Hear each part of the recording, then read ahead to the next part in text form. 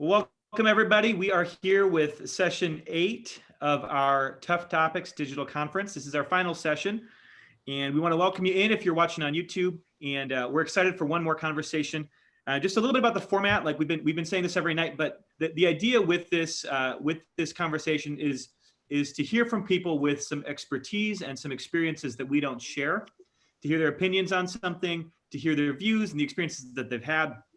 It's not a debate. Our goal isn't to get a specific point across necessarily of our own, or to steer our guests in a certain direction or anything like that. You might disagree with something they say. We might disagree with something they say, and that's totally okay. But for the purpose of tonight, it's simply to give them a chance to share, and then we'll have time to unpack this stuff in the coming weeks. I've also been saying every night that it's a lot of content. This is our 8th night of this in 2 weeks. So if you're a little overwhelmed by just the sheer volume of content, don't worry. We're going to spend some time with it and take our time with it over the coming weeks. So don't feel like you need to be on top of everything right away. And we'll have time with this stuff. So with that said, one other thing is if you are on YouTube and streaming this, if you have a question, you can text in to 262-757-8588. And if we see that, we will ask it during the open question portion. We're so excited you've joined us, and with that, I will pass it over to John. All right, our guests for today are Dr. Michael Reynolds and his son, Jonathan Reynolds. Dr. Reynolds has extensive experience in the corporate business world, maintains ongoing ministry involvement as a pastor of a growing urban church, and is the director of the Master of Arts at Trinity Evangelical Divinity School. John Reynolds, he attended Trinity International University, where he received his BA in Biblical Studies. He then furthered his education at Trinity Evangelical Divinity School, earning an MA in Urban Ministry. He is a youth pastor at Salem Baptist Church of Chicago. Dr. Reynolds, John, welcome, guys. Thank you, Pastor John. I'm very glad to be here and to see the forward progressive things that you're doing for the Lord. Yeah, amen. All right, so a couple questions. You guys, to just start off, you guys can bounce back and forth as we talk here, but yeah, remember it's Zoom, so only one person will be on the camera at a time. Just talking over each other gets a little rough sometimes. But first, can you guys just tell us a bit of your stories? Why has racial reconciliation become a major part of your ministries? Dr. Reynolds, why don't you go first? You know, I was raised on military bases and really believed that the world was integrated. Everything I saw on a military base in the 1960s was integration. And when my dad retired and we finally moved out, and I realized the world didn't actually look like this, it was a bit of a shock to me. And it was very pleasant for me to interact with the various types of ethnic and religious and racial groups that we came into contact with. So it has been a heart passion of mine to relive my young experience to the best of my ability. I belong to a denomination that is predominantly white. I work for an institution that is predominantly white. And I want to bring that sense of reconciliation and that sense of blend, both not for myself, but even for other minority groups. Thanks. And John?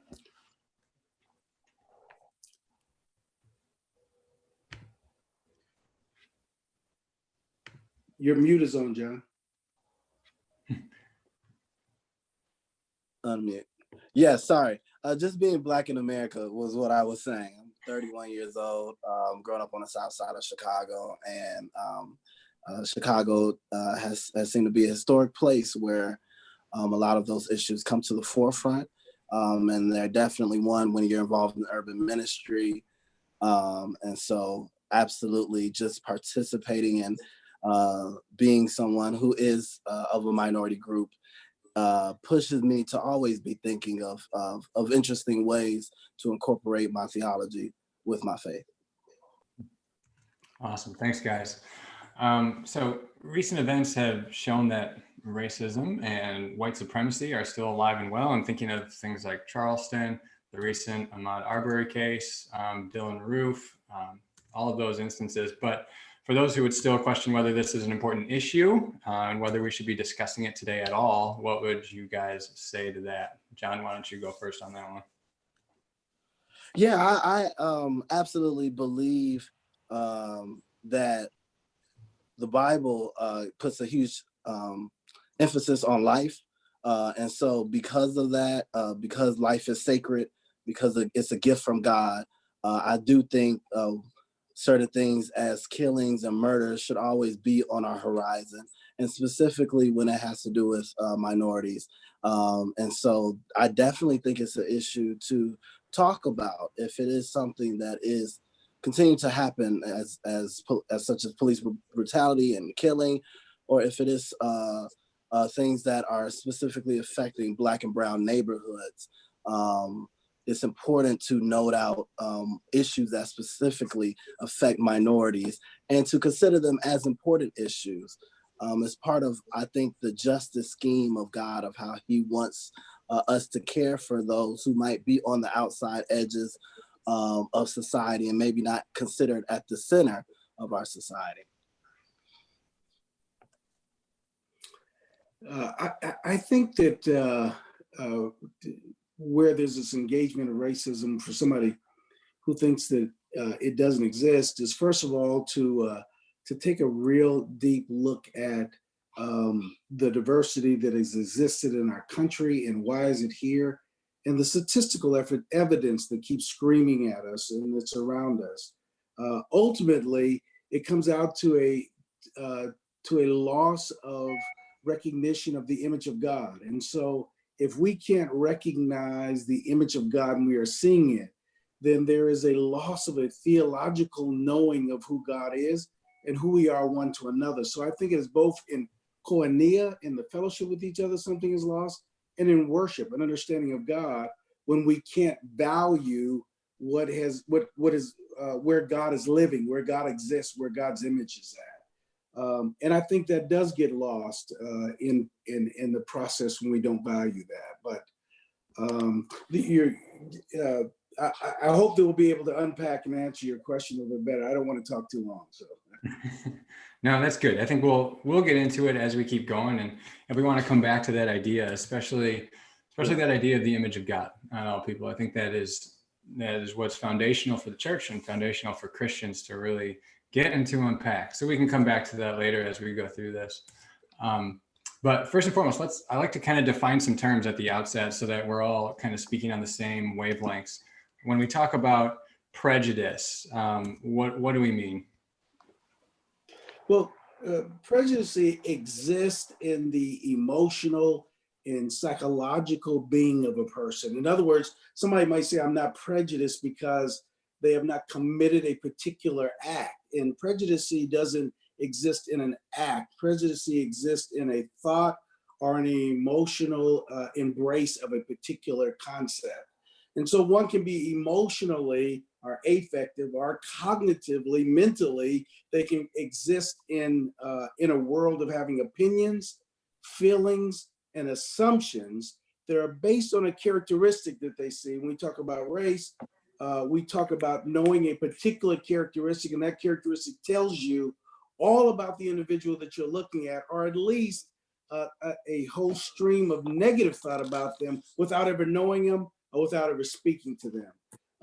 And so prejudice exists as a feeling, an opinion, an assumption that's made that may not be practiced, but it's certainly a way that somebody feels. When the question is asked, how would you feel about your daughter, your son marrying somebody who's of another group of people, and you have a negative reaction to that, when you don't know anything about the individual, that is a concept of psychological, emotional racism.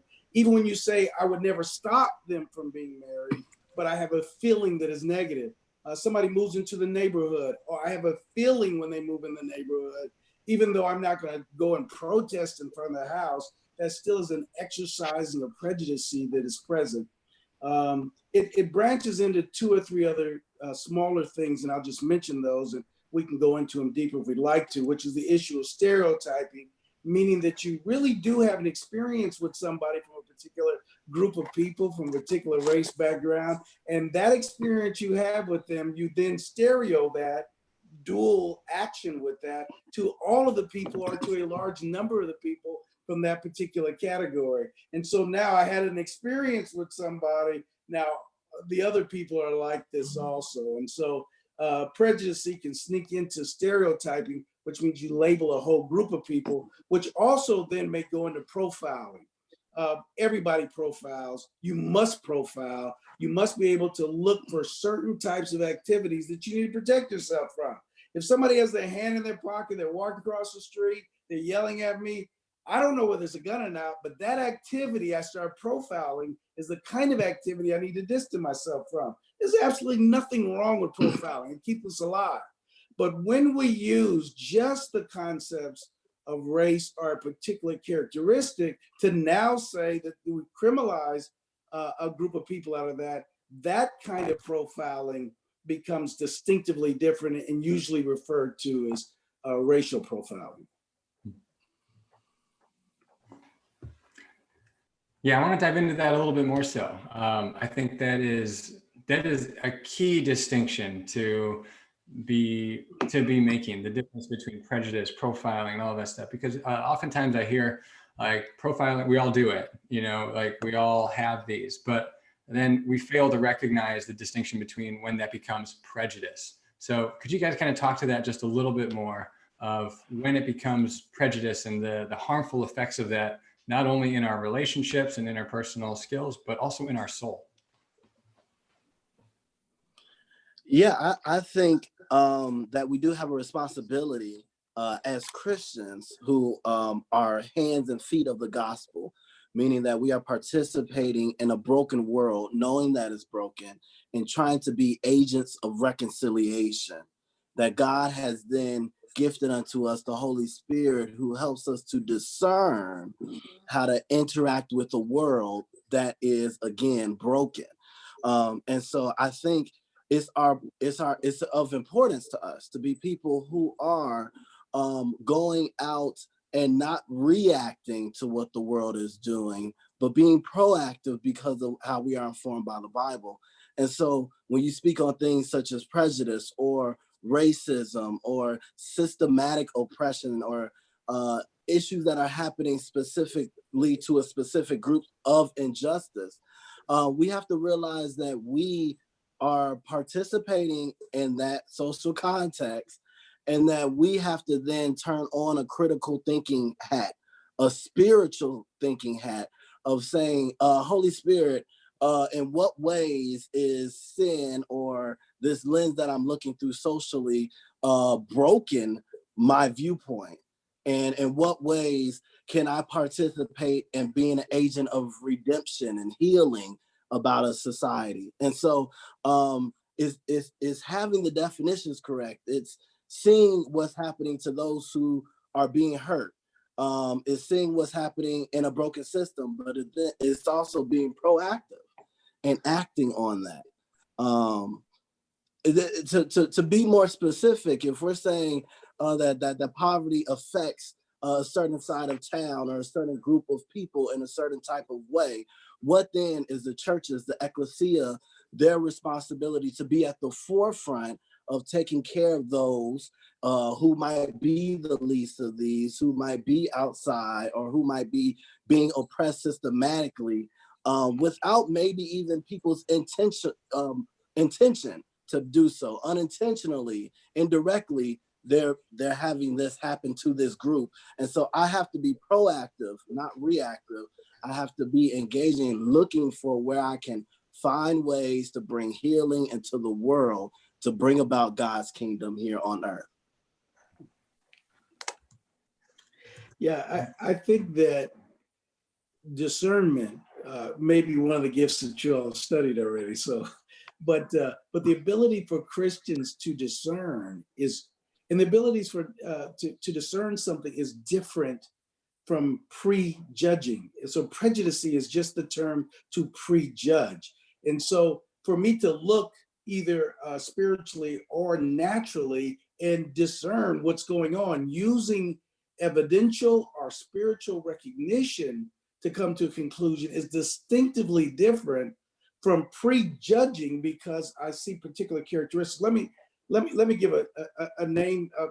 You all are so well studied. I know that you know it, but I hate to just drop names as a professor. But the term phenotypes, phenotypes means that there are biological distinctions that historically have been used to group people together by racial identity. And so skin color is one of them. Hair texture is another one. As historically, eye color has been used that way. And so lip size, head size, all those things have been used as characteristics that we say these belong to this particular group of people. When one uses any of those phenotypes as such with saying that somebody has an extra fold, because that's actually what people of Asian background, they have an extra fold. It is not that their eyes are slanted, there is an extra fold that's there. When somebody looks and sees that extra fold, that phenotype, and then attributes to it certain things, that becomes the negative. That's when prejudice, prejudging, is you use that characteristic to prejudge who they are. Now, when you prejudge, the next step is discrimination. Discrimination is actually behavior and activity that you commit in the way that you treat other people. So by me distancing you, well, that's very appropriate right now, but by me creating a social enigma about you, or limiting you legally, or removing you from some access that you might otherwise have, those would be discrimination. Discrimination is, think of it as activity, it's things that are done, and think of prejudice is the way I'm thinking or feeling. Next term, white privilege. When we say white privilege, what do we mean? White privilege is one of those loaded words, one of those loaded concepts that are there. Again, when you say, where is it that people believe or don't believe in certain things that exist? And I think what's hidden by that is that people will begin to cite what they have earned, what they have worked for, what they have done, and then say, look, I worked for this, so therefore, where was my privilege involved? Privilege in and of itself is the concept of advantage. It is the concept that somebody has been received benefits that they otherwise would not have received. And so if you receive them just by the concept of being white. Now, most people don't realize that whiteness is a broadened concept, that there was a very limited number of people that were white. And then as we came through time, we broadened that definition to include a number of other people. There's a book out, a well-read book, is When the Irish Became White, because the Irish weren't considered as being white.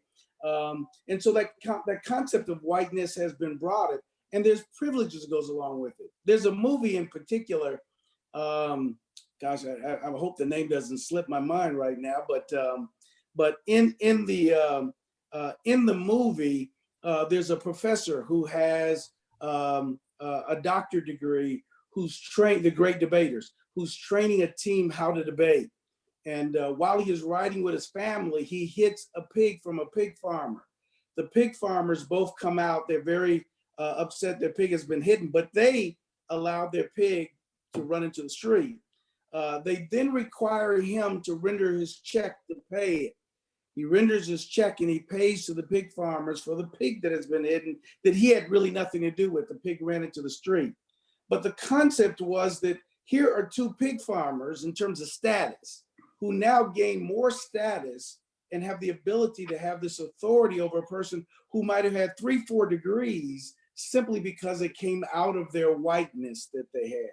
People may not realize that they're getting privilege when they walk into a room or they sit in a place, or how people might react to you simply because of who you are. It isn't always what you demand, it's what has been given to you as a preference. One person said to me, I have the joys of teaching both at our Chicago campus and teaching on our Trinity campus, and I've taught at all of our sites throughout the United States. But my point is this, is that somebody came to me that I had been teaching in Deerfield, and they affirmed what the teacher environment was like. They walked into the room in Chicago. That teaching environment was predominantly white. They walked into Chicago, in the teaching environment is predominantly Black.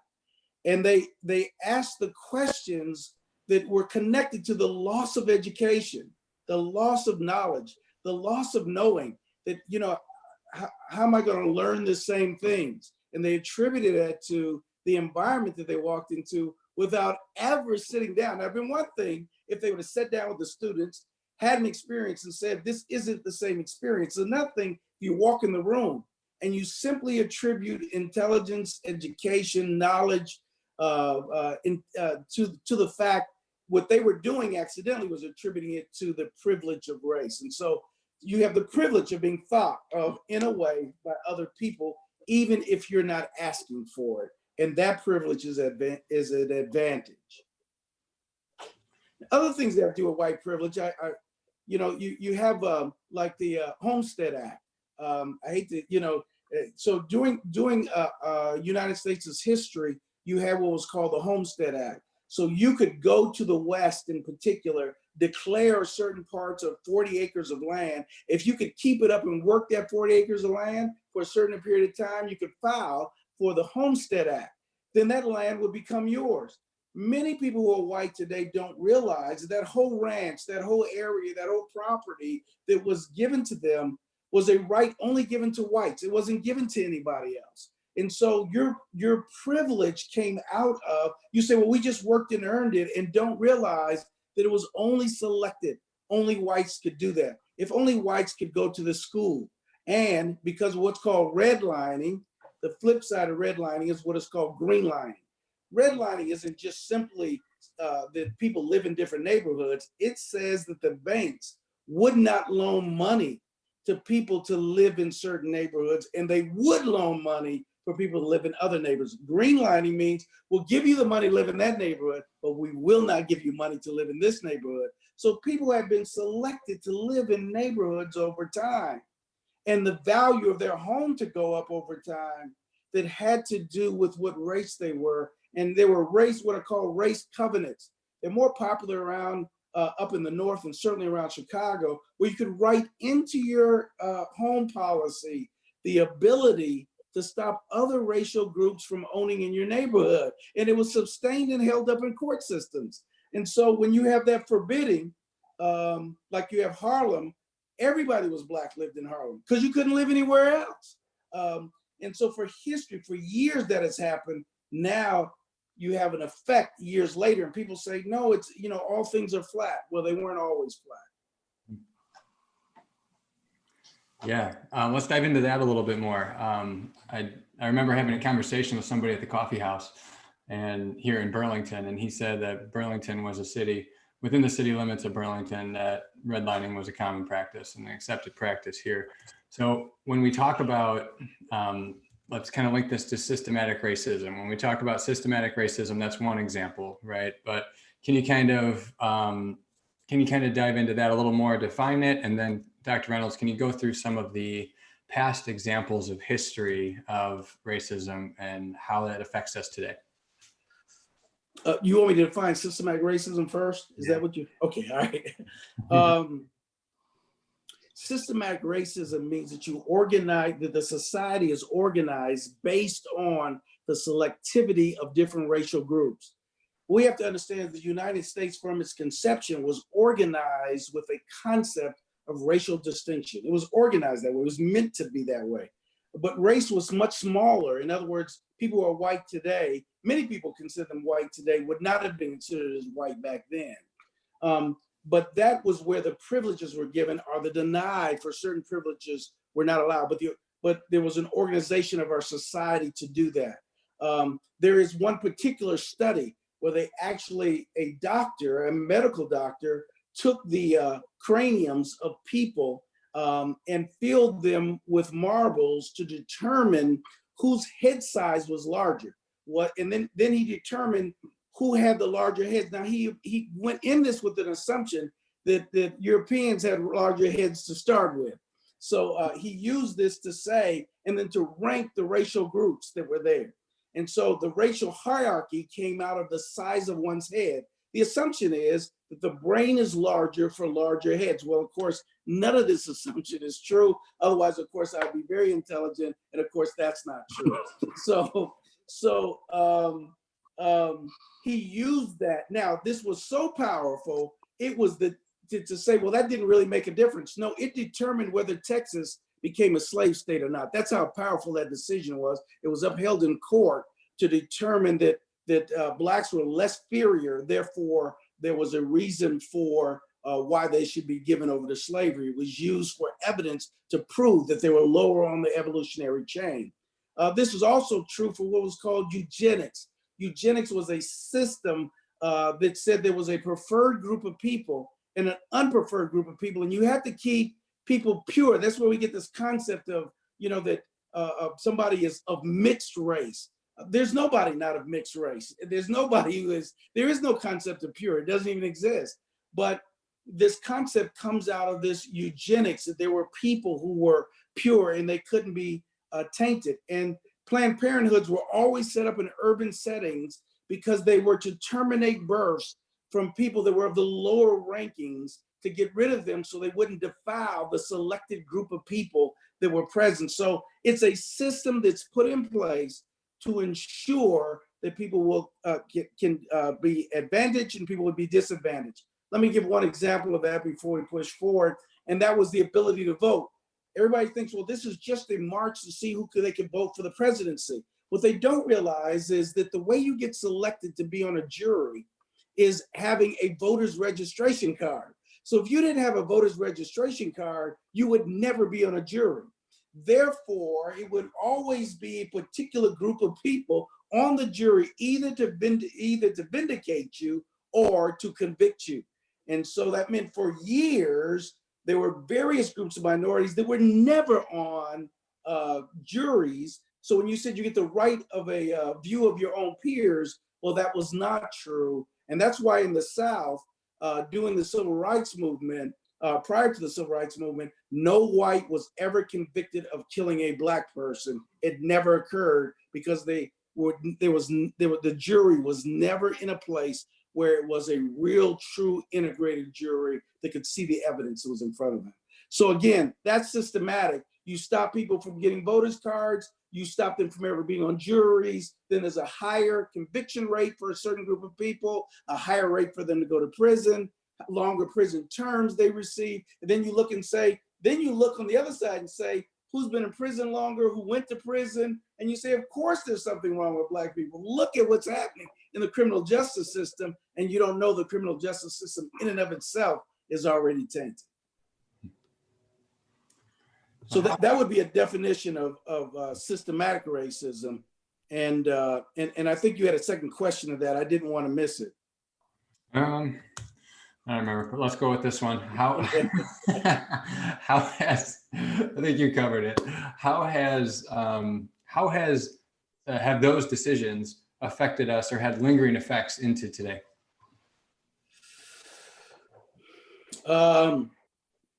The first thing that has affected us is that the American church is so highly segregated.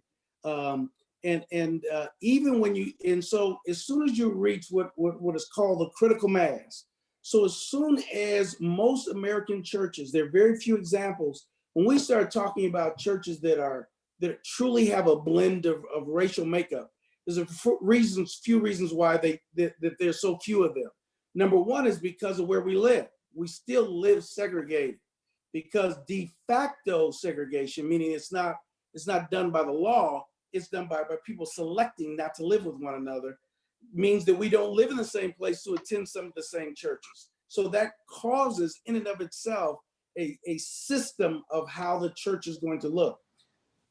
Not only are we not present in those churches, we don't have the ability to allow for there to be true representation of leadership when we look into those churches and we look into what's going on. Those kinds of things in our church makeup have actually produced a church where we're unchallenged by race and we think things are okay because the racial issue isn't even discussed because there's nobody there for us to integrate. And I mean on both sides. Black churches aren't having enough discussion about what does it mean to interface with our white partners in Christianity, and don't even know that we're living in racism, because racism goes both ways, and don't even know we're living in racism because you haven't been challenged by it, and the question hasn't been asked of you that should be asked of you. So how does it live with us today? I think it affects our churches. I think it affects our neighborhoods still today, because we still believe that we need to be segregated, so we still run to be segregated. It still affects when we start looking at how we look at inequity in the United States and how we look at poverty. Most of the time we relate poverty directly in correlation with crime. If poverty and crime were related as tightly as we think they are, then you take a neighborhood like Inglewood in Chicago that happens to have a high rate, a high murder rate. Well, most of the murders that are being committed in Inglewood are being committed by about 10% of the population. If that whole neighborhood was 90% of the population were shooting and killing each other, it would be insane. Well, of course, poverty doesn't produce crime, but we sometimes link those concepts together and thereby now consider the whole area to have a particular feeling, or people to have a particular background, when it may not be true at all.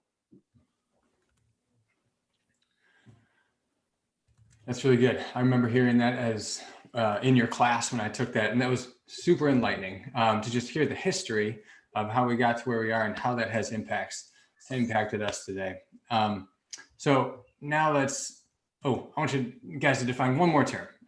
One more. I get this question all the time, and this is one that I talk about that I've had to kind of explore too. So when we talk about social justice, I know there's a lot of different interpretations out there. But what do we mean? Like when we talk social justice, kind of baseline, how is it used in common terminology today? Whatever you think would be helpful for this conversation. John, I'll certainly come back and give, but go ahead. Me? Yes, Reverend. Yes. Okay. Which John? It's like 4 on 5, 8. I'm sorry. I'm messing. Yeah, from my understanding of reading through the social justice piece, it wasn't originally started in evangelicalism with us. We sort of hijacked the term later on, dealing with more contemporary postmodern issues. And so social justice came out of Catholicism and some other traditions, and they had different meanings about how they were attempting to handle social justice. But then there became, when it came into evangelicalism, that it was a camp on one side that said they were all about social justice and the social gospel. And then there was a camp on the other side that said they were all about just the true gospel. And if you focus on the true gospel, then God's justice will eventually be evident of that. And it became more of a theological debate that wrapped around Jesus's words and some deep Greek there. And it has become a huge debate. And unfortunately, in my opinion, from seeing that, unfortunately, as minorities, we see it, it became this argument between a conservative and liberal camp, rather than, more importantly, it being the true focus of God's people, no matter which way you want to theologically or theoretically break it down. We should be people who are about justice. And we see that theological arc that is happening from the Old Testament to the New Testament. We see deeply that Jesus, even in his lifestyle, his short earthly ministry, cared much about dealing with the people in the streets, the poor, and addressing their issues. And so, yeah, that's sort of where then in evangelicalism, sometimes the Black voice is left out of academia then. And for Blacks, in Black church, in our segregated church, we've always been very conservative when it came to biblical theology, but then we were also very progressive when it came to social justice or social issues, because we could not afford not to be. We had to, like my father said, march for voting. We had to march against Jim Crow. We had to bring up issues that were life and death for us. And so that whole distinguishing of social justice for us doesn't really happen in our Black church experience. But I just want to reiterate that I think social justice is at the heart of Jesus. It's at the heart of even what we consider the Judea, Christianity, the Jewish tradition. You see how they design themselves around justice and righteousness as enacting God's mission upon the earth. And it was central to their theology to make sure that they liberated people, to make sure that they forgave debts, to make sure that they showed the love of God to people, to make sure that they were even always not just looking forward to the Messiah coming and to set people free, but also being participants of that in the here and the now. Yeah, social justice in its definition means a moral philosophy to create a social equality. So it is the push to try to create social equality. And Jonathan's historical view to bring us up today was very, very powerful, to look at where we have treated it and how people have tried to engage it. I like creating a term like theo-justice. I would love crystal justice. I would love to create a term like that. I don't want to leave out the word society though, because I think it's justice that has to do with it's corporate justice. It's not individual justice. In the United States, we think way too much about justice from me to you, and we think very little about justice from me to a group of you. How do I give justice? How do I ensure that these people are treated with a sense of equality? And so that I see is this theo-justice. You know, it is most of the time when the word is being used of God, you know, of justice, in particular in the Old Testament, it's rarely used of the individual receiving justice. It's God calling and saying to give justice to these people. Give justice needs. It's something that happens away from people and not to people. Most of the time we refer to justice, we're looking for what we can get and not realizing social equity, meaning that I have social capital, gives me a responsibility to pay some of that social capital against your injustice so that I can bail you out. Let me tell you about an event that happened to us at the church some years ago. It was in the middle when a lot of people had been, we believe, unjustly shot or fired upon. And I'm not talking about the cases where there's cases where people are involved in illegal or criminal activity. I'm talking about times when people were either unarmed or were not participating in criminal activity and they were killed. And so a number of those things had happened. And one of the white police officers in our neighborhood was chasing down some people that had were driving a stolen car. He chased them down. There were four Black males who were in the car. They drove the car over to the side. They opened the doors up and went to run from the car. The driver turned from the car with a gun in his hand, pointed it at the police officer. Now, the worst place for a police officer to be is sitting in his vehicle when he gets a gun pointed at him, because it's very difficult to get to your gun. It's very difficult to shoot out a windshield, on and on for the story. But he then is able to open up his door, fall behind his car door, and sit up from his car door and shoot and kill him. Well, just because all the shootings had gone on, there was a real rise and a protest against this officer for the shooting and whatever else he could have done. We teamed the church up together, went to the village hall meetings, pushed into the journalism that was going on at the time as a Black church, and said this officer was protecting our neighborhood, was doing his job. We used our Black equity of a Black person who had been shot and killed, and we used it for a white officer that didn't have the equity, because this was a field where he had lost social equity in the corporate arena. We used our corporate equity to say this officer was doing right. He was doing the right thing. And we stood by him and stood with him because we thought it was theo-justice. We thought we were giving justice to him, that he could not argue for himself, but we were credible when we were speaking. I think that Christians on an ongoing basis must look for where injustice or inequality exists, wherever it raises its evil head.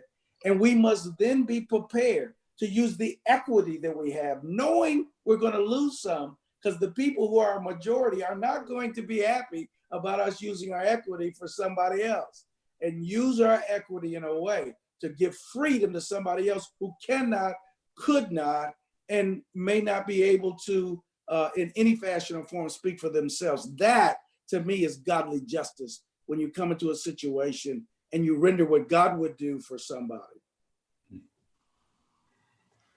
That's so good. I want to kind of dive into the social justice, but I'm gonna put that aside for now and I want to talk about this theo-justice. I think that's so good. I love it.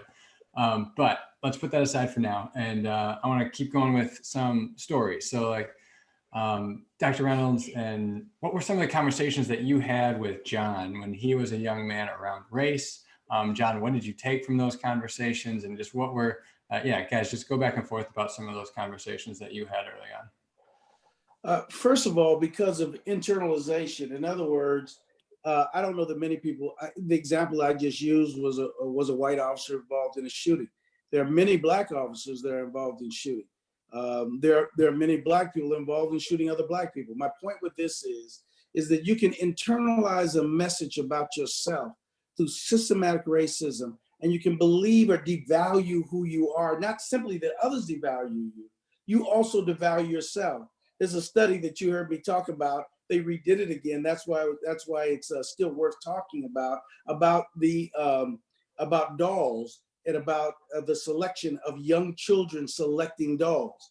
That they tend to select dolls that the society had said had more value because of their race. And when society said these dolls didn't have more value, they tended not to select them. Now, it'd be one thing to say that this was a 1960 study, and of course that was the way the world was. They reproduced this study again, and when they reproduced it the second time, they found out that the study almost had the same exact returns.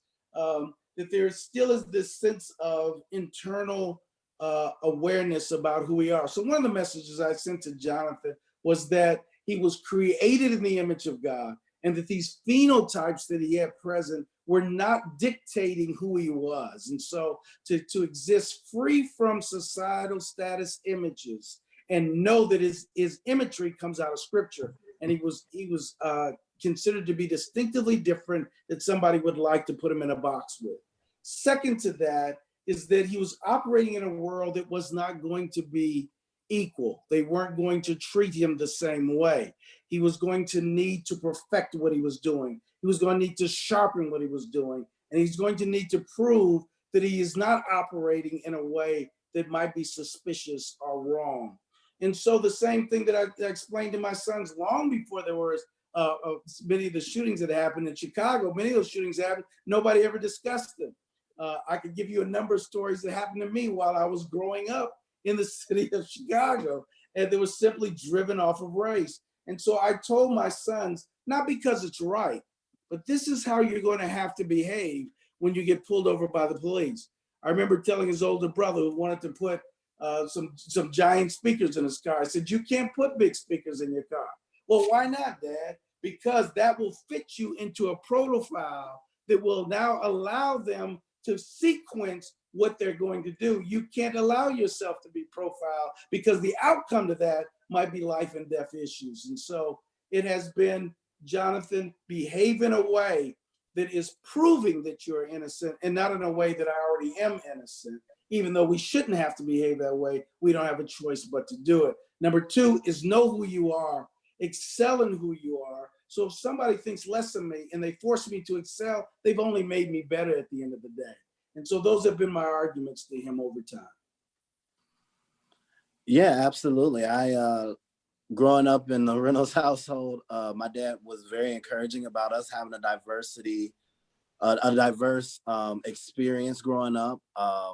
Although our church and what he pastored was predominantly African American, throughout the week, that was not always our normal context. We visited white churches, we visited Bulgarian churches, Jamaican churches, Haitian churches. We visited all those churches within our network.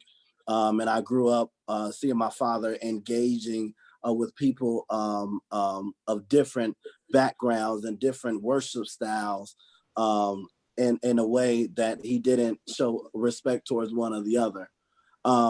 And then, of course, he made sure that we were in Christian schools and things like that, that was the center of everything.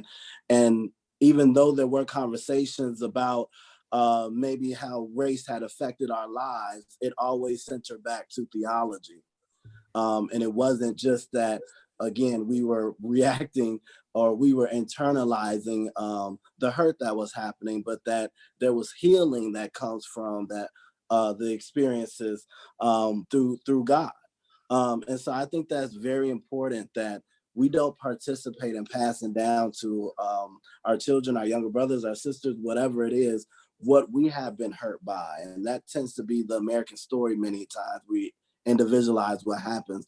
Although I know my dad went through experiences of being chased out of Pullman Park, being the first Black family on 104th and Forest.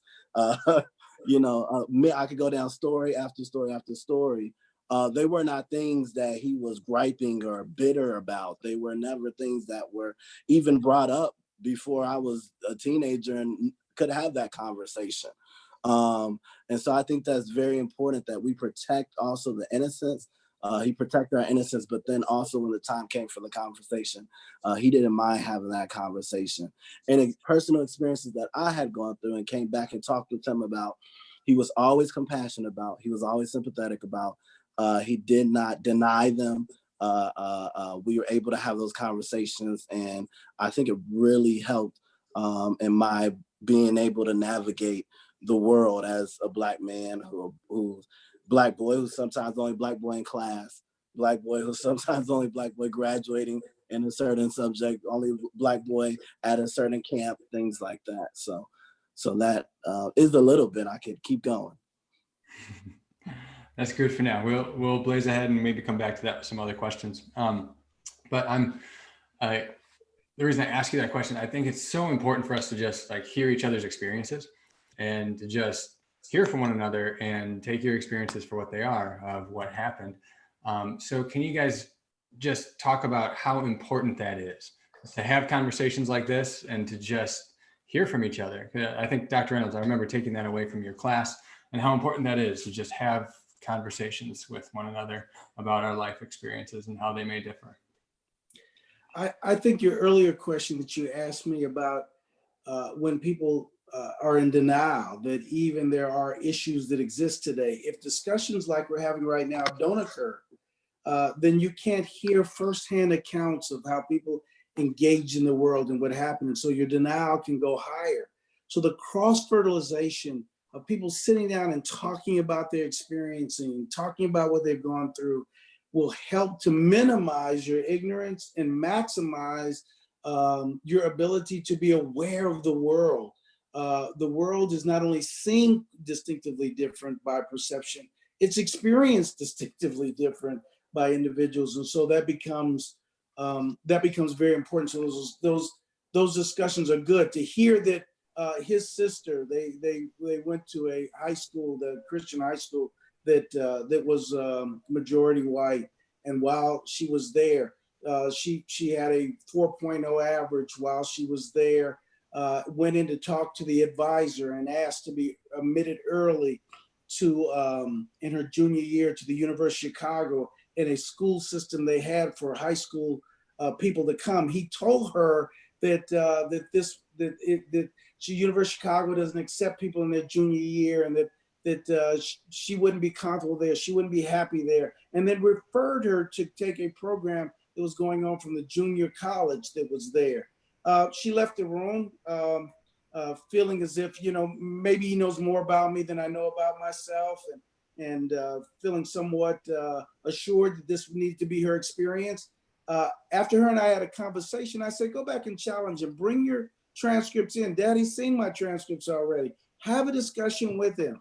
She goes back, sits outside the room, He's in the room with a white male having a discussion with him about going to the University of Chicago.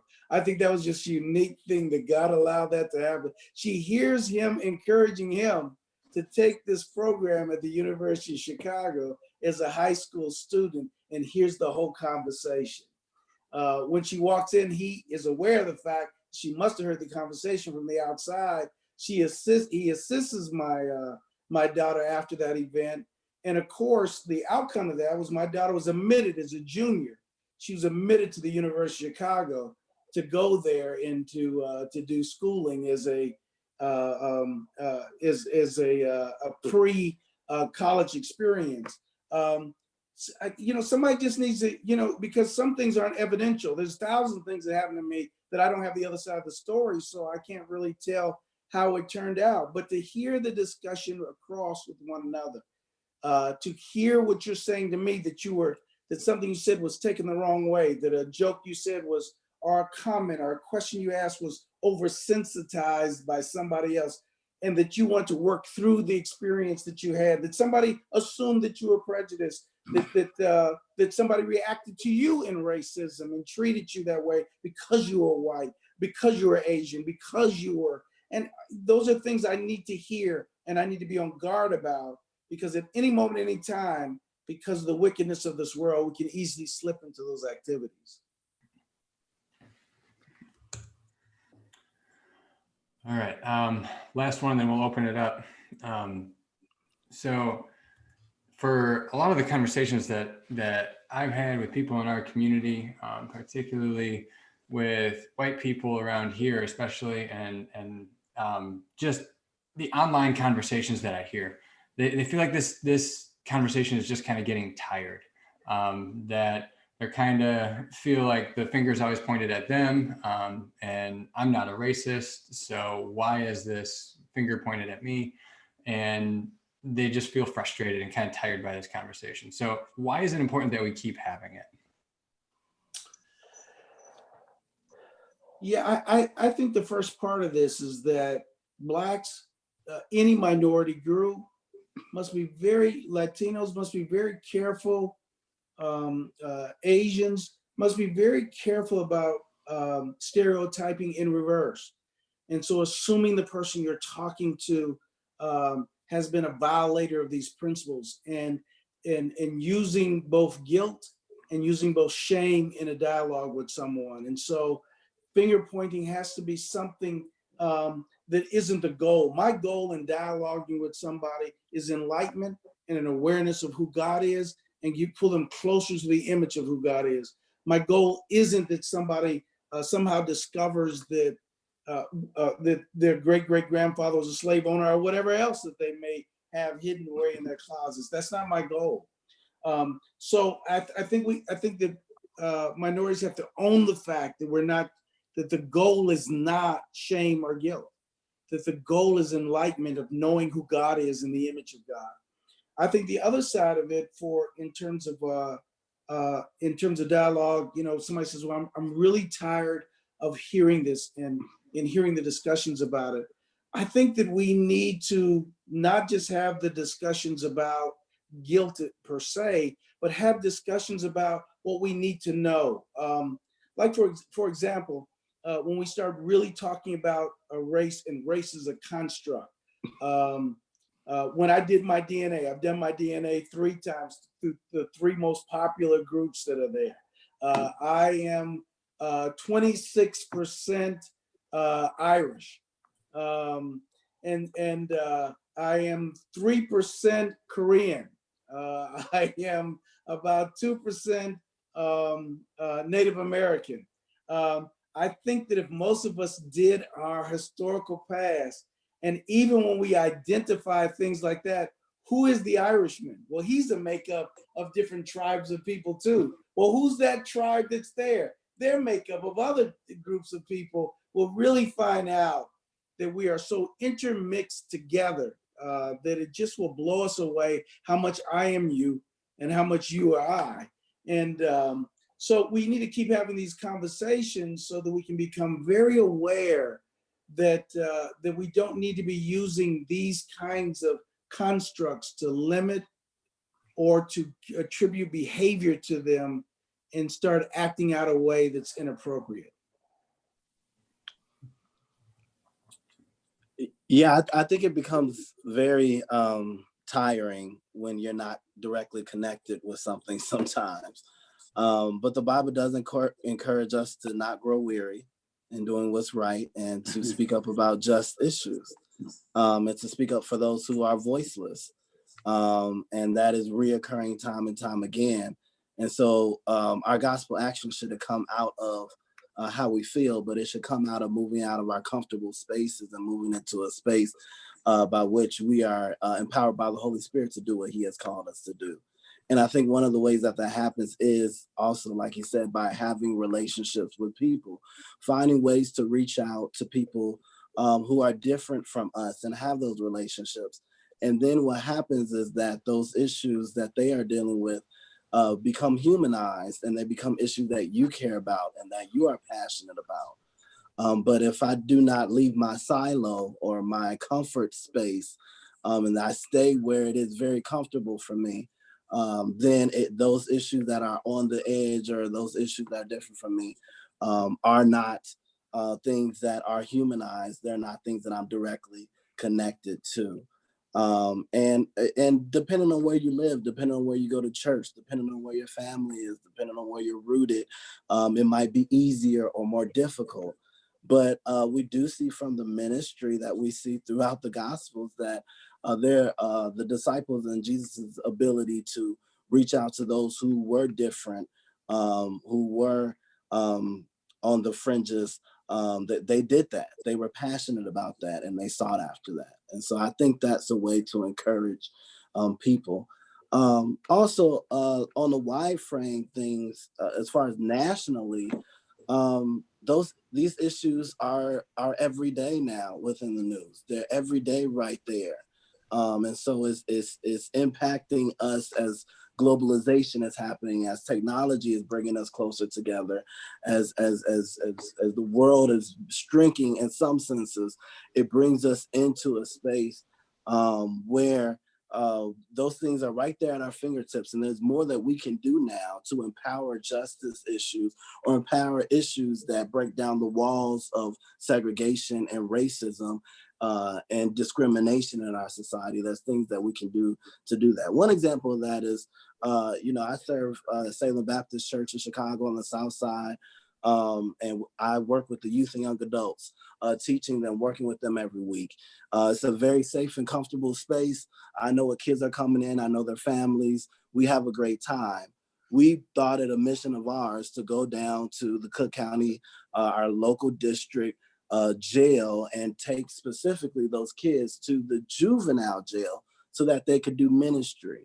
We made sure it was safe. We didn't put them in harm's way, but we made that our mission. In doing so, we're going in, we're spending time with these kids.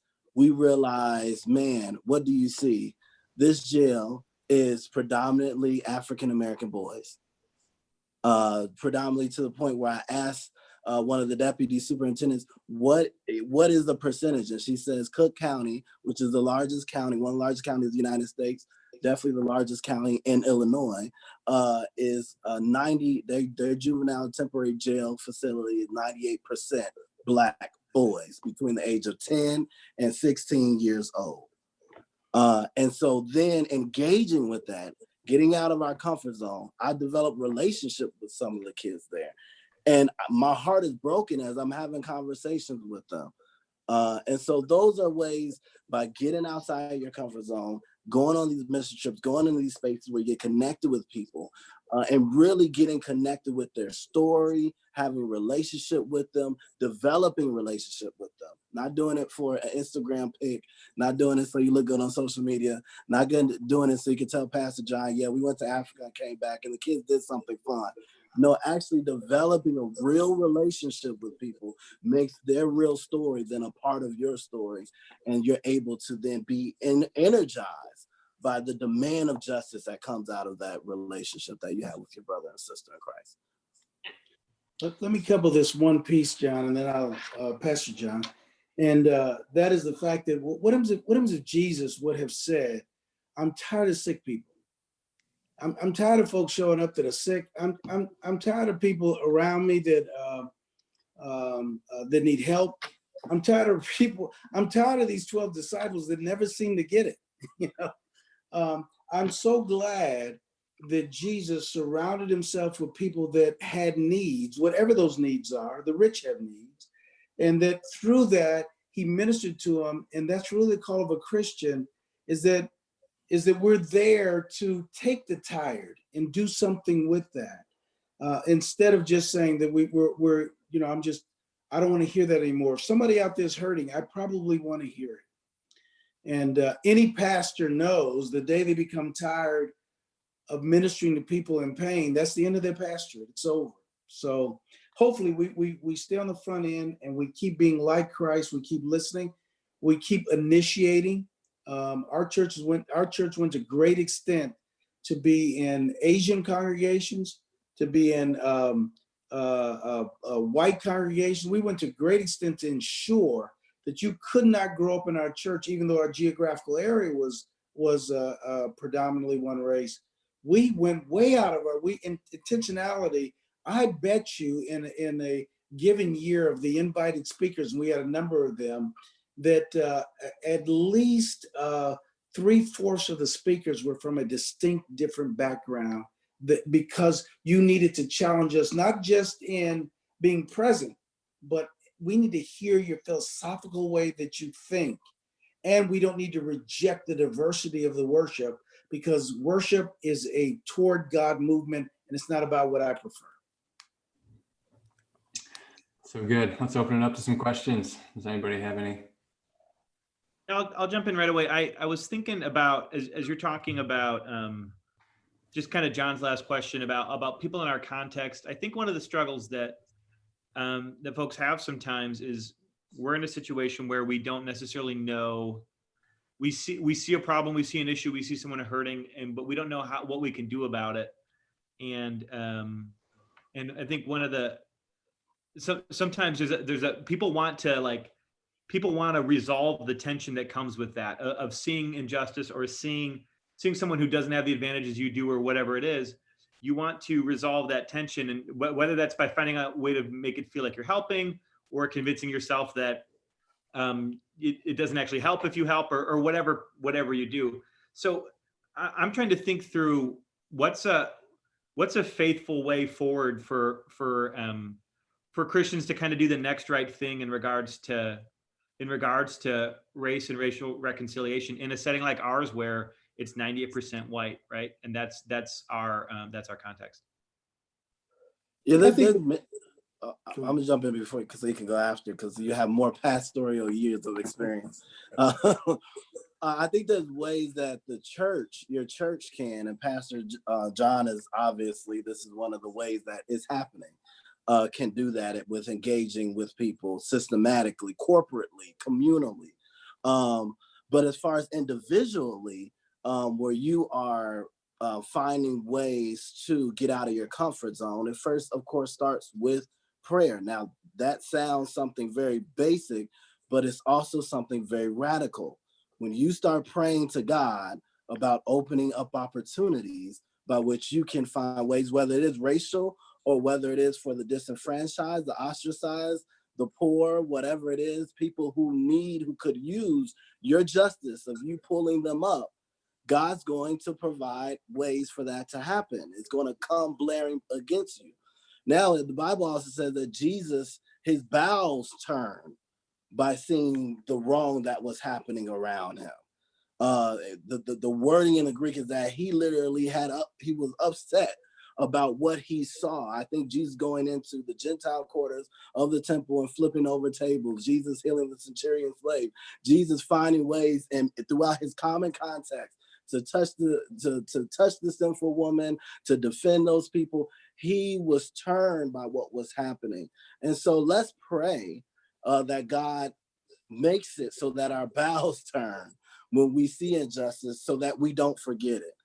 I have prayed that prayer, And so literally, I know for me and for everyone is different. And I don't want to get too charismatic or have too much of a Kairos moment of the Spirit of God coming in and speaking to you, writing on walls. I don't want to get Pastor John too upset with getting too radical or mystic. But I do believe that when it's something that God wants you to care about and he wants to use you to do it, he's going to bring it back into your remembrance if you're open and you're yielding to it. My story of us going down, hey, we're going to go down to this juvenile jail is out of our schedule to do it. We did it anyway. We did it on a holiday. It was difficult. We go, I see this. And you already know the story, mass incarceration, Black kids here, da, da, da, da. I get back home after having engaging conversations and I can feel the Spirit of God in certain ways while I'm engaging there, but I can't sleep. I can't get it out of my head. Then opportunity after opportunity, the chaplain there emails me. We find out we have a person who works there who from the church, and things just keep happening where God's opening doors for me to work on this justice issue. I speak out about it and I don't find a bunch of support because most people don't know that the minors in Cook County Jail, even though Cook County is predominantly white and other things like that, but they don't know that they're Black boys. So I see this issue that's being overlooked and God won't let me let it go. I can't get rid of it. I can't, just get it out of my head. And so it's hitting my spirit. That's where discernment comes in, following the Holy Spirit, being spirit-led, caring about the things that God cares about, praying that God opens up the doors, praying that God doesn't let you forget it, praying that it becomes something that you stumble over, where you can do something for the least of these or someone. That's where it becomes. I think we don't need to have a savior complex about things. We don't need to have a moment where we're trying to control things. We don't need to have a moment where we're worried every night. Look, you change one person, you touch one person, you're doing what God has asked you to do. You do that every day, every opportunity you give. Don't try to change. I remember going on a mission trip with Trinity and going to Africa. And we're in the slums with thousands of kids outside of Kampala. Many of them don't even have bottoms on, clothes on, anything. We come back and these kids who we went with are crying, they're bawling. Yes, they're supposed to be heartbroken. But where it got weird was them saying, man, I want to fix you can't fix everything. You can't fix all of the thousands of kids hungry in Kampala in the slum in one day. That's inappropriate. That's thinking too big of your own personal walk with God. But asking God, in what ways can I find my niche? Can I give of what I can? And truly, this is the true sign, can I sacrifice my comfort to make it happen? And God will reveal it to you, and it will come with confirmation. I don't know. That answer was so deep. I don't know if I can follow that. That was a great response. I think I got probably Thanks, three. It's true. You have to raise your people IQ. One could call it racial IQ, discernment IQ. You have to do what you're doing right now. You have to learn more. You have to expand your thinking. You have to do what people have been doing forever. If I want to know about people, I begin to study and research them. I want to raise my IQ. That's first, and you're doing that. Number two is you have to be willing to go on what I call relational failure. You have to then get out and start practicing your new IQ base. When you do, you're going to go into relational failure. You're going to say the wrong thing. You're going to do the wrong thing, but you're learning. And so you get friends, you get people around you that you can do and say something stupid. I talk to people of diverse groups all the time on purpose, and they tell me, well, that was offensive. Oh, tell me about it. I need to learn what I just did. It's okay. I still want you to love me when it's over. I don't mean to be offensive, but I'm going to be, because two people don't dance together without stepping on each other's feet. You're just too close not to make a mistake. And so you have to be willing to go into to relational failure. That's okay to say and do the wrong thing. We're still going to be friends. And that's how you're going to learn. And then you have to be missional. I'm doing this to the glory of God. I am reaching out so that God might be glorified. And I want to make sure that I'm doing the things that look like Christ.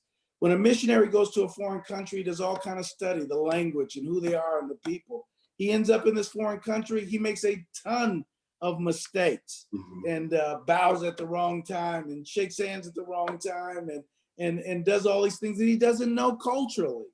And then, but he stays there. Why? Because he's saying, ultimately, I want to bring glory to who God is. The outcome is he becomes very missional. He makes sure that he presents who Christ is. He takes them to the truth of the gospel, but he keeps learning the cultural distinctions. I think that's what we need. Three things: increase your IQ, go into relational failure, and be missional about what you're doing. That's great. Other questions? Yeah, I've got one. So I recently heard a sermon by Miles McPherson. It's one he gave more than a year ago, and it intrigued me. He said something to the effect that we think that the answer to racism is to be colorblind or race blind. And he was saying, no, he says, see my color. I need you to see my color. Can you help me understand what he means? And do you agree with that? Yeah, the term. Yeah, I think we both can answer that because I've said, many people don't know, my dad has also been my professor at Trinity with some of these race and ethnic classes. I think, yeah, it's saying that acknowledge me for my individuality, my identity, that I was made uniquely and fashioned in what God wanted me to be. And I just wanted to add on what my dad was saying before on those issues is also moving out of our own individual responsibility. Like he said, that we engage with society. There are systematic things that are happening. And we as Christians are not just called to one-on-one do change, but to also be aware of what's happening systematically within our society that hurts those groups of people who are poor, or those groups of people who are Black, or those groups of people who are different, whatever it is, and that might be oppressing them or that might be working against them. And that only happens if you see the distinctions between people and the uniqueness of how God wants it to be. And unfortunately, we were trained in what was it, the 80s and 90s, to be colorblind. And in the sense, yes, the ethic of treating each other with respect and not treating each other differently just because you have long hair, short hair is important. But also knowing that God uniquely fashioned you in a certain way. And what comes with that is the unique narrative and story of how you're engaging and moving through the earth. And that we as Christians should be compassionate and sympathetic about the issues that arise because of the brokenness and the injustice of those different narratives and stories happening. And we should address them. Yes. Let me. That's great. Let me provide a story that's going to come really close to home. So if you all promise not to repeat it, I'll give it. That is that the very first both of a different historical nationality, not they were an American citizen, but they weren't born in America, and by race. A dean had been selected at a particular seminary that I was at. I was on the search committee to search for this person. When the conclusion had been made, as we worked through the process of numbers of people who were coming up for selectivity of a very distinguished seminary, the selection was made to select somebody, this person of color. And when it was made, one of the very first statements that was made by somebody of great prominence in the room was, we have to ensure that we treat him exactly the same and that there are no differences and that we do not see race. My statement to them was, you have set him up for failure. He will not survive in the system if you do that. And this is what was meant by that. The fact that he was going to break a color line, break a color barrier. He was going to need care, support. He was going to need affirmation. He was going to need somebody to believe in experiences he was going to have. They were going to be based on his racial distinction. He was going to need somebody to come alongside and ask him, how successful was things coming along? How were things managed?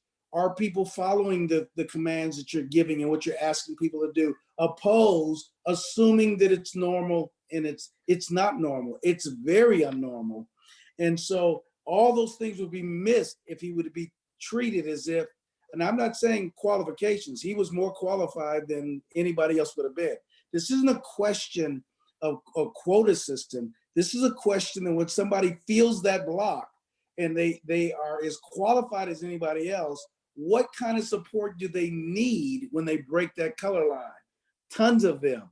And so you'll find the people that were most successful at breaking those lines and coming to those places had great support systems that were around them. This happened in baseball, which happened in basketball, stories that you all know. Those people did not make it by themselves. They made it with an extreme support system that was around them for them to be successful. And people did know and recognize what they were going through as being a person who was different from the people they were leading.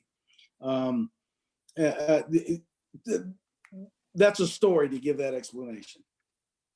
Yeah, and that slavery happened in America from 1619, well before then, and went well over 200 or 60, 70 years, more than that, because of certain states not even liberating the slaves when they should have. Then we go through Jim Crow South of actual systemic oppression that happens after the Reconstruction era, well into the 1900s. And that is purposefully holding a certain Black people back. And then you say, okay, let's be colorblind, and everybody just go ahead, you're free now, with people who've been working for free for well over how many years. They're at a disadvantage. And so maybe it would have been fair if from the beginning, if it was actually off of that merit, colorblind. But because there were hundreds of years of systemic oppression that happened through racism, even with immigrants coming over, their story that is a participant in systematic oppression, them being set back, those systematic things then played upon their color. And so there has to be some type of retribution for what has happened. There has to be some type of mending, reconciliation for what has happened that also still picks them because of their race, because they are at a disadvantage because of their race. All right, do we have any more questions? I have. Susanna? Yeah, we welcome pushback too. I was just wondering if, well, first of all, everyone's in quarantine right now, so it's not like a lot of people from our church are going to be going out into the world to do anything radical right now. And it's also a very homogenous city. So I'm wondering, for people in our area right now, what's one way that not even one way, because we've touched on this. Who are some people we can read to help prepare us for when these conversations actually come up? There's a number of writing that has been done by Bruce Fields. He just passed away on the issues of race that he has done a very good job with. Also on Teet Tianu, who has done writing on the issues of race and mission and how do we go about doing that. Michael Emerson, who's white, who is the provost. He was a provost for one of the seminaries in Chicago, who has done a lot of study and research in this area and has a lot of evidential facts as to why things have existed like they do. So it helps to give a reality to what we are talking about. Just right off the bat, those are three people who are dealing probably very heavily with the issue of race and what does it need to look like. And so those are things to read so you can enlarge your IQ and be more aware about what's going on. Yeah, some things that I had submitted to Pastor John. I told, these are like my three that I continue to go back to. And one is Christian Imagination by Willie Jennings, who's now at Yale Divinity. where he with some of his colleagues, J. Cameron Carter, some other people, when they were down at Duke, made connecting race, the narrative of race and how it played a role in Christianity. So he sort of gives this beautiful line of where did it actually start, and then how did it develop? It's a pretty heavy book as far as it's a short book, but he dives deep into some sociology stuff, but he tells beautiful stories that interwove them together. And he's very pastoral too, so he's good. The other one is More Than Race by Dr. William Wilson. That one's, I think, well over a decade old, but he was a sociologist out of Harvard. He's a Black man. He talks about some key issues that deal with just urban Black issues. And how that played a role in the construction of America systematically. He argues how the systematic racism system hurts. And then what I told John, which is when you can just listen to the podcast and have a great time. They're beautiful stories of 1619 that just came out this year. They have a podcast to it, but they also have a beautiful book with beautiful pictures and stories in it that you could order, I think, for free now. But it was by a New York Times. She's an investigative reporter, and she goes back, and her specific job is just to connect the beautiful narrative of how race played a role in America from 1619 all the way till now. And it's a beautiful story, and anyone, a 5-year-old, could sit and listen to it. I just wanted to grab this book real quick. It's probably it may not even still be in print, but it'd be easy to buy as a used book. It's called This Side of Heaven. And it deals with all, have you had that book already? It deals with all the sides of, Asians, Latinos, and everybody's writing in this book too. It's a very, very good book to look at this side of heaven and answer the question about your Christian faith and how it should be extended. So this is a good book to take a look at those particular subjects that are there. One of the books, and this only narrows the focus down on African Americans or in the United States, but this book is called Blacks First.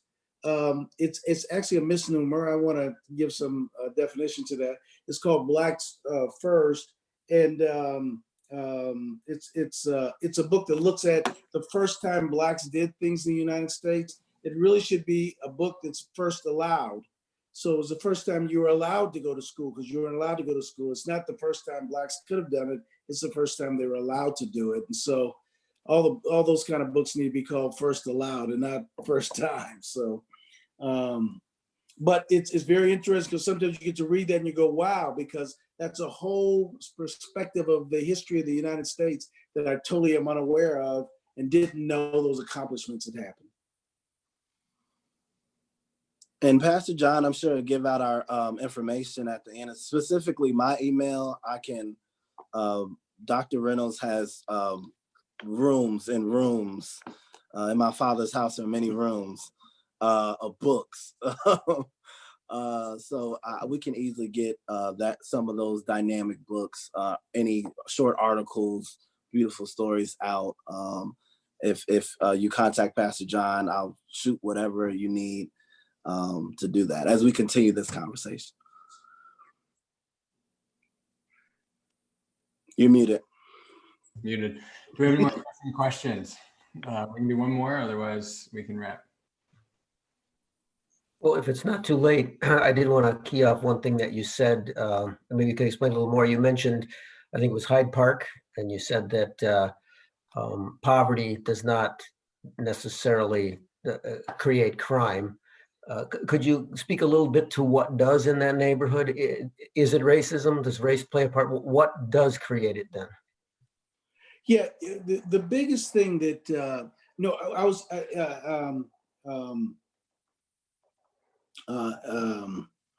was the neighborhood that I named, Jonathan? The neighborhood was Inglewood. Inglewood, I'm sorry. Yeah. Hyde Park is a very affluent neighborhood where the University of Chicago is. So.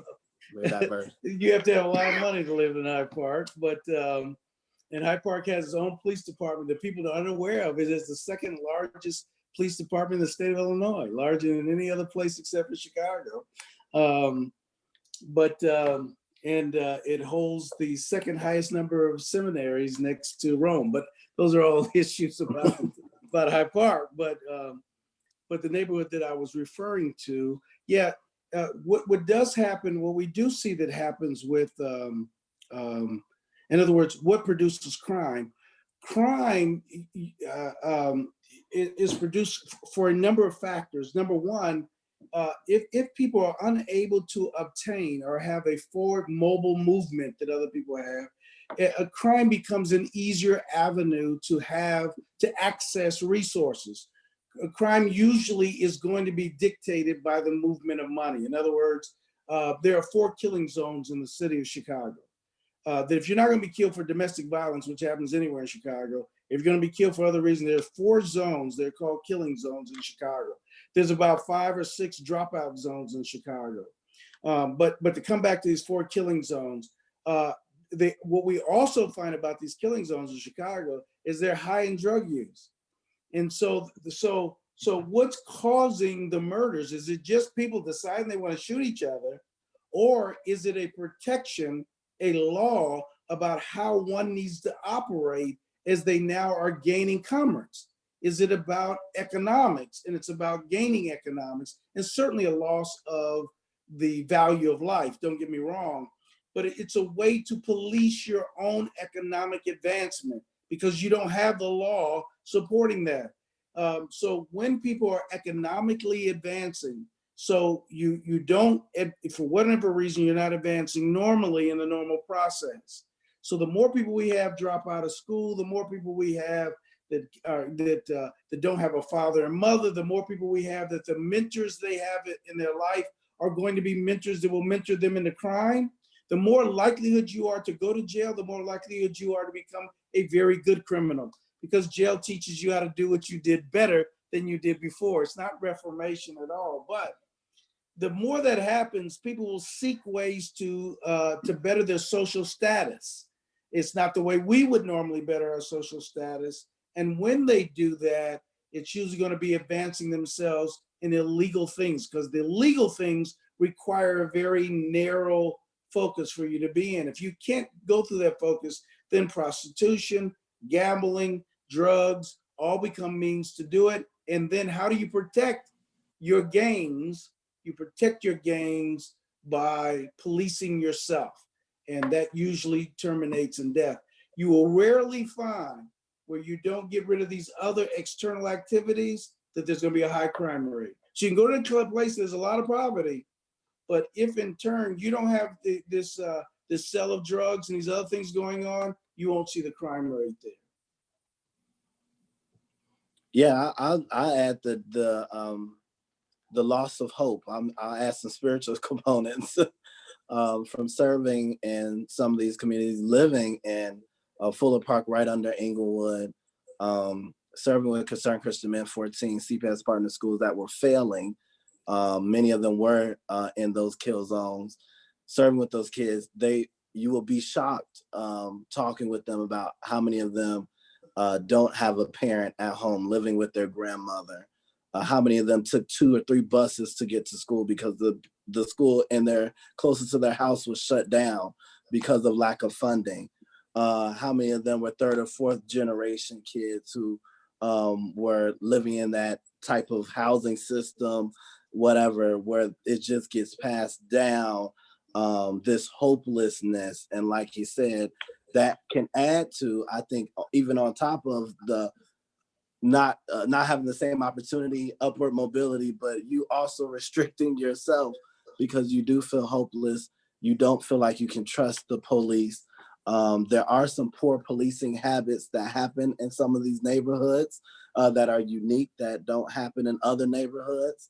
Like I said, if 98% of the Black boys in Cook County, which is predominantly white, are Black boys, if that's what's happening, that means that there's over policing happening in certain neighborhoods where other kids might do the same offense, nonviolent offense or whatever it is, and not have to go down to Cook County jail, or their parents can come get them out, come make sure they're okay, where these kids don't have that same situation. And so, yeah, the hopelessness that happens because of the lack of opportunity many times creates this resorting back to, okay, well, I'll do crime because that's the only way I know to survive. But I welcome anyone who wants to come down and serve in these neighborhoods with me. Or if you want to take a year and come live down there, we can move in and make it happen. I challenge life on life all the time. We're not just here to speak about big issues. Some of the things I watched my father serving in these communities, him and his friends, his best friend, who was my godfather, they spent years serving in these communities. Even though, later on in life, we went to different schools and he made sure I had a Christian education and a right education and was in a safe space. I did see him dedicate parts of his life to this on a day-to-day basis, sacrifice parts of his life to minister in those communities. And so I've tried to replicate that in my own life. To write off what Jonathan just said, one of the things that blew me away more than anything else, I worked for 3 years with gang members with Youth for Christ, with gang members on the west side of Chicago. These are people actively involved in gangs. And while working with them, I was not only impressed, I was completely overshadowed by the achievement levels. I mean, you're looking at people that are 18, 16, 17 years old, running operations that are equivalent to a CEO, running financial backings, and people, you're sitting there going, this guy has an IQ that's off the scale. But because he can't or has not used it or cannot use it in the frame that's there, he's using this intelligence, because it's not that unintelligent people are the only people that end up being on the other side of the road. It's very intelligent people being on the other side of the road. And you're sitting there looking at people going, this could be my son. And you're just blown away by those events and by those interactions. All right, thank you guys so much for those answers. I think, we've gone well over time, but that was so good. So I didn't want to stop you. I want to keep you guys going and let you talk. But this is our last night of Tough Topics. So thanks for joining us. And Dr. Reynolds and John, thank you for coming on.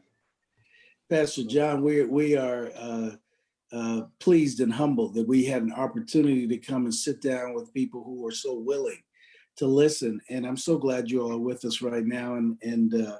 And I feel very honored tonight. Thank you.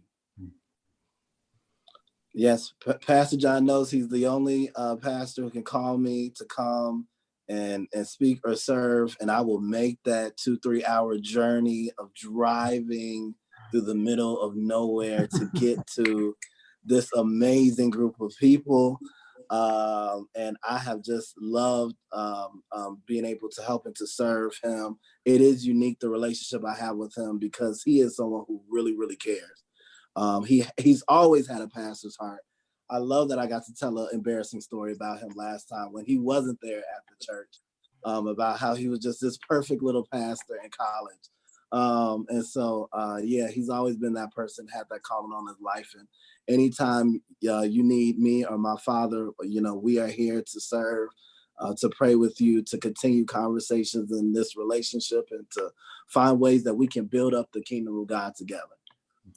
Well, these people are so great, John. I think we should just go and join the church. We should be part with it. of this church. I think as soon as the shutdown is over, I think we should open it up with becoming a member of Pastor John's church. These are great people right here. Right now, it's easy enough because it's all online anyway. So. Hey, we're members already then. You're waiting for our finances to come in. I'm sorry. Well, thank you guys for those kind words, and thank you again for joining us and everything that you shared. Thank you. Thank you, people. Thank you.